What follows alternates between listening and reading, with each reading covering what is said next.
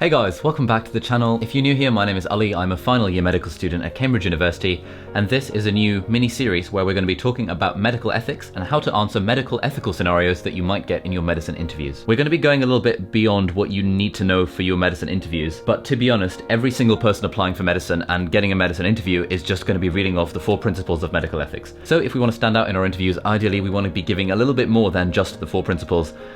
So that's what this series is aimed at. Having said that, this video is all about the 4 principles of medical ethics, which is the structure that me and all of my friends and literally everyone would recommend for how to answer a medical ethical scenario. 2 things. Firstly, if you look in the video description below, you'll find timestamps to every single thing that's mentioned in this video. So if you already know what the 4 principles are, and you don't want to be told again, you can just skip that and move on to the next section where we apply them to a real life scenario. Secondly, this video and the rest of the videos in the series are going to be featuring 2 of my very good friends, Charlotte and Molly. They're both amazing at interviews, they're both amazing at talking to patients, and they also have this medical ethicsy stuff as kind of a specialist subject because they did it as one of their papers in their 3rd year. So they've both very kindly agreed to sit in front of the camera and discuss some of these ethical scenarios, these ethical issues with you. So hopefully you can learn from that, and yeah, I'm very grateful to them for taking part. So let's get the show on the road. Firstly, I'm going to let Charlotte and Molly introduce themselves, and then we're going to introduce a medical ethical interview question-y kind of scenario, which is actually exactly what I got in my Imperial interview. So hopefully they don't use it anymore because I'll have just given the game away. But to be honest, it's a fairly standard scenario, and it's exactly the sort of thing that a lot of medical schools use in their interviews. So we'll be introducing the scenario, and then we'll be explaining how you might go about answering it. And as I said, every single thing is down below, timestamps. So if you want to skip some of the video, don't feel like you have to watch it all in one go or like all at the same time or whatever. Anyway, Charlotte and Molly are going to introduce themselves coming up. I'm Charlotte, I'm a final year medic at Emmanuel College. And I'm Molly, I'm another final year at Emmanuel College too. So both of us, for our 3rd year, for our part 2 at Cambridge, we did history and philosophy of science. So we did papers in ethics and law, so it's a bit of an interest of ours, I suppose. Yeah, and we've also, next week we've got our final exams, and part of those exams is about ethics and law, so it's good revision for us too, to have a discussion and to think through some of these topics with you. Okay, so that's introduction sorted. Now we're going to introduce the scenario, which, as I said, is the one that I got asked in my Imperial interview and quite closely mirrors the sort of ethical scenarios that other medical schools might give you in your interview. So have a listen and see what you can come up with. So we want you to imagine that you're in an interview now, and your interviews give you this scenario. So you're a doctor, you're a surgeon in the hospital, and a lady comes to you and she has a BMI of 45, which puts her in the morbidly obese category. And you have to decide whether you're going to offer her bariatric surgery, so weight loss surgery. And the interviewer says to you, can you talk me through the ethical implications and the ethical issues in this case? What would you do? What would you say to your interviewers? Right, so that's the scenario that we're going to be dealing with in this video. I'd recommend you pausing the video and think about how you might answer it, because now we've got Charlotte and Molly discussing how they would approach it. Firstly, they're going to introduce the 4 principles of medical ethics, and then they're going to apply the 4 principles to this scenario. And that's a structure that we would all suggest you use when answering these sorts of ethical questions.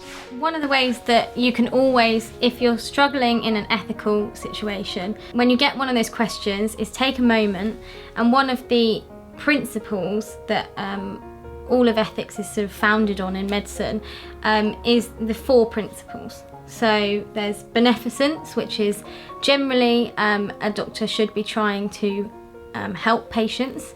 There's non-maleficence, so wanting to make sure that doctors are not doing any harm to someone. There's justice, so making sure that we allocate treatments fairly. And then autonomy, that patients are people in their own right and they should be allowed to make their own decisions. So that's a really good way of starting to go about any ethical scenario like this one. Okay, so that was the 4 principles of medical ethics. That's autonomy, beneficence, non-maleficence, and justice.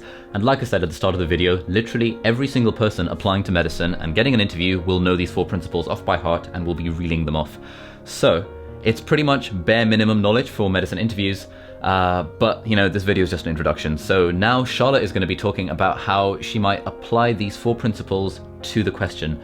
And that's really what distinguishes candidates, because everyone is going to know the 4 principles, and everyone is going to know they have to apply them to the question. So really, it's all about what you can say while applying them and kind of showing the interviewers a little bit of personality, you know, talk in an engaging kind of fashion, make sure you smile occasionally, that sort of thing. And secondly, the kind of stuff you say, even though everyone will be saying roughly the same thing, if you can say it in a nice way, or you can give some examples, or you can show a real insight into medicine, then that's what's going to set you apart from the crowd. But yeah, here's Charlotte talking about how she might apply these 4 principles to the ethical scenario at hand. Here we go. I think what we'd say, how we'd approach it, is to take each of those principles in turn and try and address it with the case at hand. So in this case, if we think firstly about beneficence, so doing good. A lady who's got such a high BMI is at significant risk of lots of health problems, things like heart attacks and strokes, diabetes, and so in order to do good, offering her this surgery is going to improve her health and improve long-term outcomes. So we would be doing good by offering her this surgery. In terms of doing no harm, it's kind of the same. We don't want this lady to develop nasty complications of being overweight. So again, things like stroke, diabetes, hypertension. And so we want to minimise the risk that she's going to be exposed to. If we then think about autonomy, if we presume that this lady is she's over 18, she's got the mental capacity to decide, then she's got a right to decide for herself what treatment she wants. And if she wants to have that intervention, we as doctors need to really respect that and to take that into account when we're making a clinical decision. And the justice thing is all about how we allocate our resources. So bariatric surgery is expensive.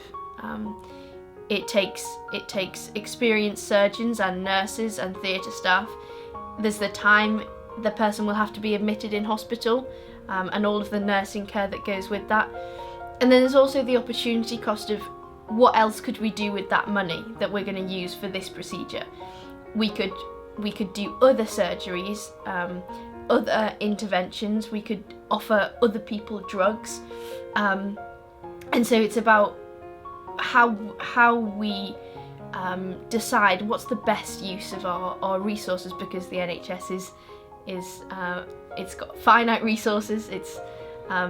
We're not able to give everyone everything, and so in this scenario we take each one in turn and discuss that through. So I think justice is probably the one that stands out most to me, and so we'd have to consider, if it's going to take X amount of money to give this lady her bariatric surgery, how else could we use that, and how many other people might that benefit?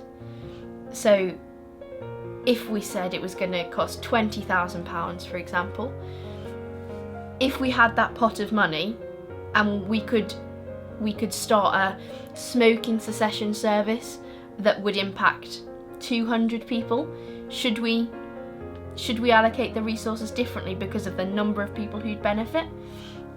And the NHS is founded on that principle of that we should discriminate only on the basis of clinical need, and that can be really tricky in situations like this, because we have a patient sat in front of us who has a healthcare need. She needs to lose weight in order to not have really negative outcomes, but we also have a huge number of other people who need interventions, and it's about how we can discuss that with an interviewer and show that we appreciate the complexities of allocating healthcare resources. Right, so that was Charlotte talking about how she might apply the 4 principles to this ethical scenario, and she also made that really good point about opportunity cost. I think opportunity cost is always something you can mention when talking about the justice component of the 4 principles, because opportunity cost is one of those things, it's like, what else could we be doing with this money instead of just what you're being asked. So if your scenario asks you to choose between 2 different patients for a transplant or something like that, still consider opportunity cost. Think about What if we didn't give the transplant to any of them? What could we use that money for instead? And I think that's quite a nice little argument. We get extra marks for it when mentioning it in our ethics and law papers. And I think if you were to mention it in your interviews as part of justice, that would score you some good brownie points with your interviewers. Now we're going to hear from Molly, who's going to be expanding on this point just a little bit. Here we go. The only other things I might think about in this scenario, on the basis of those 4 principles again, definitely beneficence, we've got to balance how much good we could do to this lady. So if we give her the surgery, could we be avoiding all of these future complications? The one thing that I think stands out to me is that actually in non-maleficence, it's also the fact that we could cause harm by giving her the surgery. And so as a doctor, one of the main things you have to realise is that every treatment you give has side effects or has complications or has risks.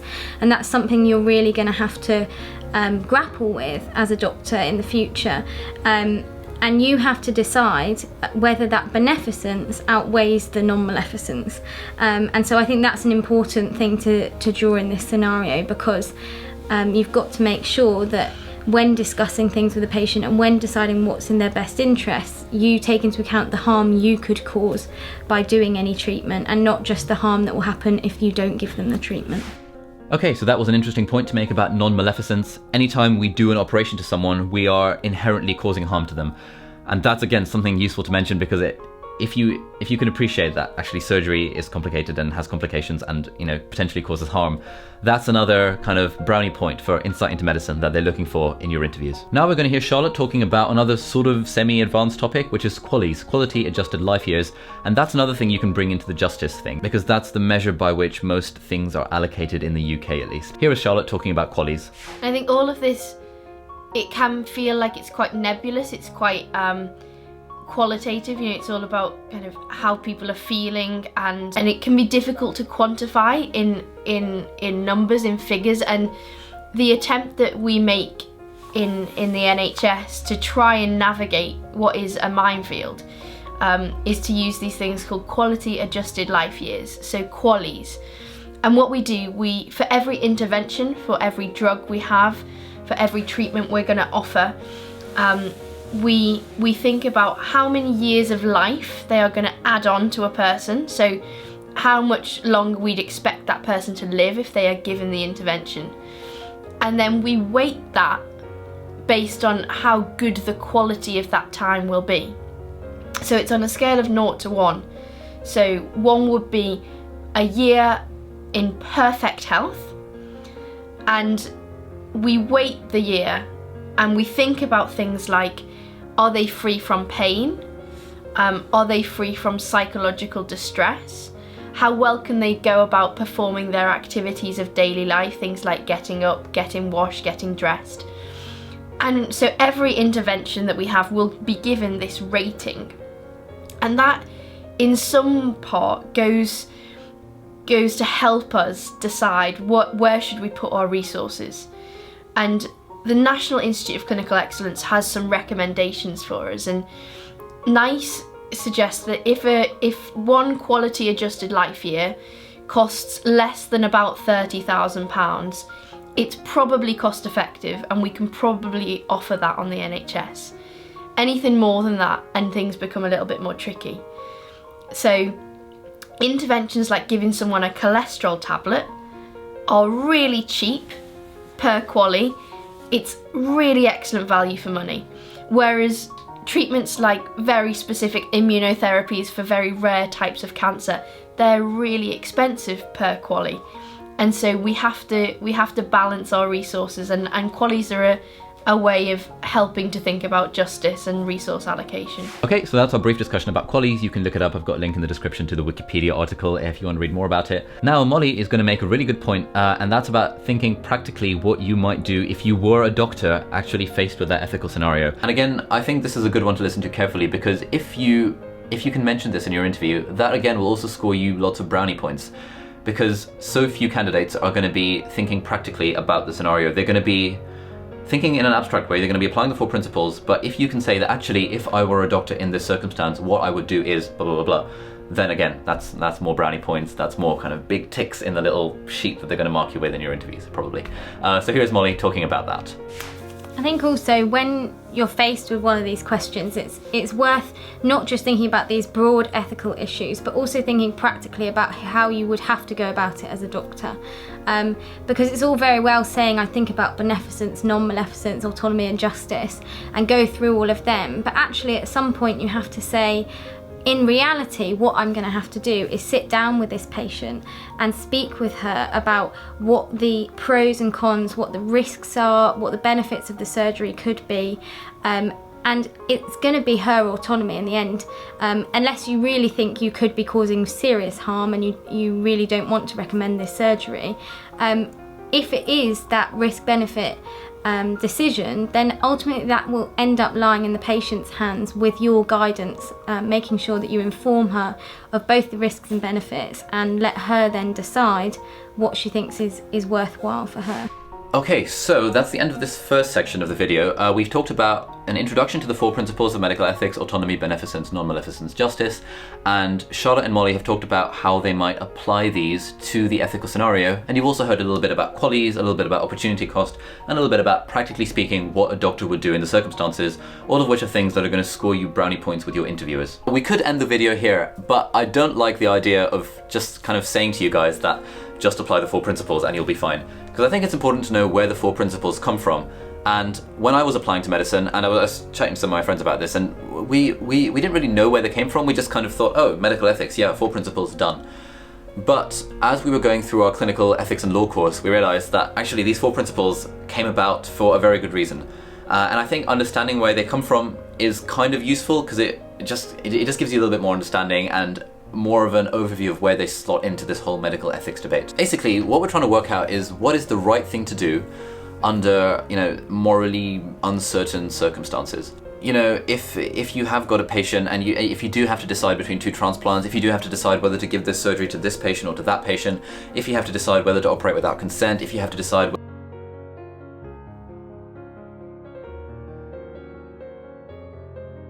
So, how do we work out what to do in a given situation?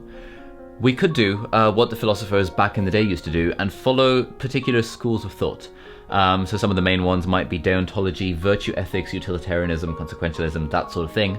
And these were all like frameworks that were invented by various different philosophers, and they gave us a nice framework for making moral decisions.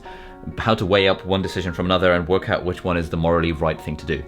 Now, back in the day, these frameworks were what doctors used to use to work out whether, to work out what to do in an ethical dilemma. So if they were deciding between 2 patients to do a treatment on, they might call upon utilitarianism, or they might use virtue ethics to decide whether to operate without consent, something like that. The problem was that, firstly, these various frameworks, they're all well and good, but A, they're quite conflicting in that, each of them makes different decisions, and kind of in medicine you want a more standardized framework so medical professionals everywhere can use the same framework ideally. So firstly, they were quite conflicting in that they said different things, and secondly, they were quite generalized, like they were more about how to make decisions in life generally as opposed to specifically to medicine.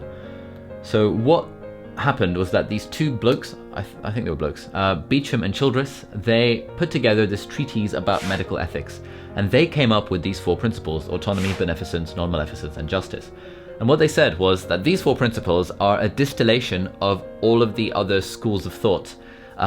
So taking the bits that are common to each of these schools of thought and applying them specifically to a medical sphere. Now, these 4 principles have been criticized, but to be honest, they're still a pretty good method for answering ethical scenarios. And I think it's useful to know that they come from a distillation of these other schools of thought. Like some of you guys might have heard of utilitarianism or consequentialism or Aristotle or whatever. But, just think of them as a distillation of all of these various ethical principles. So what's going to happen now is that Molly and Charlotte are going to briefly explain the 3 main schools of thought, very briefly: virtue ethics, deontology and utilitarianism. I think it's really useful to know about these schools of thought because firstly, it helps you understand where the 4 principles comes from, which is good for increasing understanding generally.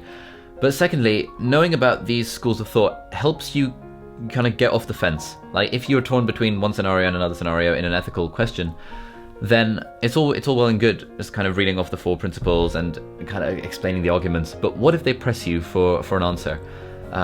What if they say, yeah, so which patient would you give the drug to? And it's not enough to just kind of be on the fence. So that's what happened in my imperial interview. They asked me to make a decision, yes or no. and I called upon utilitarianism. I said, well, I think a utilitarian approach would work for this, and that would favor ... And this is what we do in quite a lot of our medical ethics and law exam papers as well. You get extra marks for coming to a decision based on one of these frameworks. So I think if you know about them, it's not required knowledge. Really, the only bare minimum is just applying the 4 principles of medical ethics. But I think if you do know about these schools of thought, then it just expands your ability to give a better answer in ethical scenarios. So yeah, that's me done. Let's now hear from Charlotte and Molly, who'll be explaining these 3 schools of thought, and I will say some final words at the end. So there's various different schools of thought about how what is morally right and what's morally wrong, and it's useful to just give you an overview of some of those things. So we'll just do the real basics of a few schools of thought. So the first one is the school of virtue ethics. So this was sort of pioneered by Aristotle in his day, and he talked about the fact... Stop laughing! And this was pioneered by Aristotle in his day, and he talked about the fact that you should think about not what you do, but what you are, and that if you are doing what you think a virtuous person would do, then you're doing the right thing. So as you can see, this can be quite a circular argument in the end, because you might think that a virtuous person is someone who endorses slavery, or someone who endorses harming other people for what they perceive to be the right way of doing things. So it can let itself down depending on what you think a virtuous person is. So another way of saying it, of thinking about it, is Okay, here we go, this is it.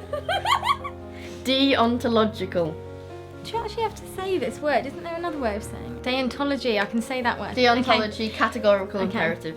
So another school of thought is that of deontology, and in this one our headline man is Immanuel Kant. He thought that actually acts in themselves are either morally right or morally wrong. So you can, no matter what the outcome of an act, some things are always going to be wrong.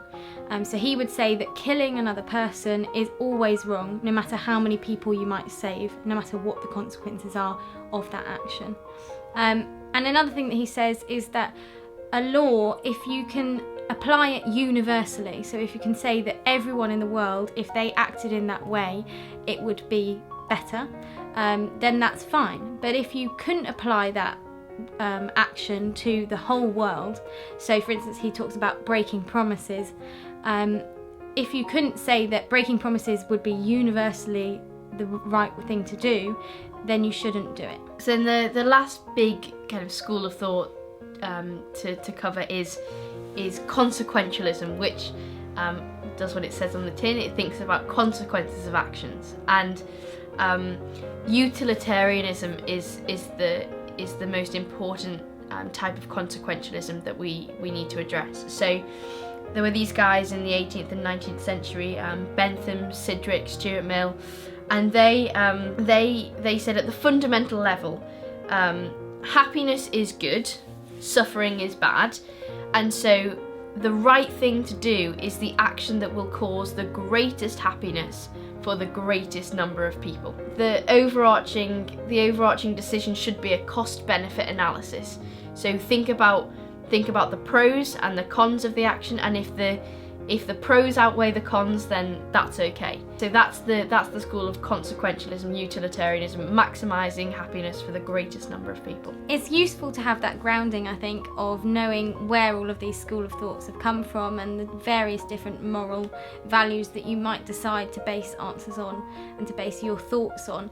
But actually, in practical terms, it's really helpful from a medical point of view to think more about what Is it Beecham?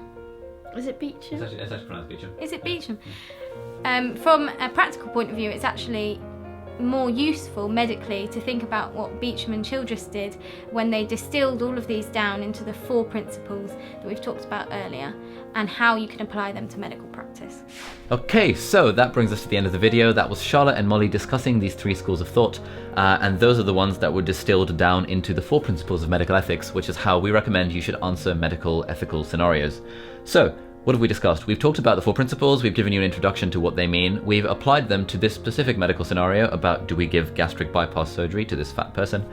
We've talked a little bit about opportunity cost, we've talked a little bit about QALYs, and we've also talked about, practically speaking, what a doctor might do if faced with an ethical scenario. And I think those are things that might actually give you brownie points when you're doing your interviews. Finally, we ended it with a discussion about these 3 schools of thought. Just to kind of expand our minds a little bit. So thank you very much for watching. This was just an introduction, but we've got loads more videos coming out over the next few weeks about other parts of medical ethics.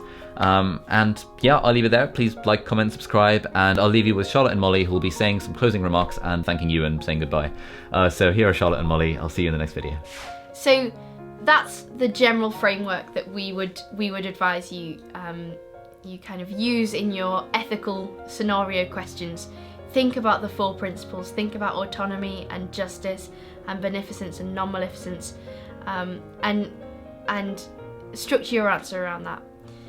But there are, of course, some other more specific topics that you might get asked about. Things like termination of pregnancy, euthanasia, consent, confidentiality. They all have their own issues, specific issues to them, and we're going to talk through some of those issues in other videos.